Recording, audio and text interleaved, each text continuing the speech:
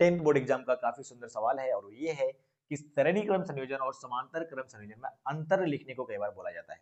तो श्रेणी क्रम संयोजन में जितने भी प्रतिरोधक है उनको एक के बाद एक लाइन से लगाया जाता है, जबकि समांतर क्रम संयोजन में प्रतिरोधक समांतर क्रम में लगा हुआ रहता है।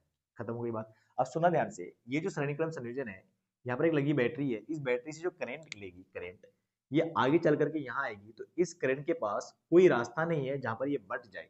तो इसका मतलब श्रेणी क्रम संयोजन के हर प्रतिरोधक में करंट का मान क्या होगा भाई मेरे, सेम रहेगा। रास्ता ही नहीं है ना बढ़ने का। पर यहाँ पर क्या है, यहाँ से जब करंट निकलेगी आई, आई करंट, तो यहाँ जैसे ही पहुंचेगी ना, तो यहाँ पर तीन रास्ता है इसके बाद बढ़ने का। तो चेक करो, ये करंट तीन रास्ता में चले जाएगा ना, तो इसका मतलब समांतर क्रम संयोजन में करंट का मान हर प्रतिरोधक में सेम है या अलग अलग है। तो आंसर है यहाँ पर करंट का मान अलग अलग होता है, याद करने की जरूरत नहीं है, साफ साफ दिख रहा है। अलावा उसके पोटेंशियल यानी विभव का मान, अब चेक करो यहाँ पे जो विभव का मान है R1, R2 और R3 में सब जगह पोटेंशियल यानी विभव का मान क्या होता है, अलग अलग।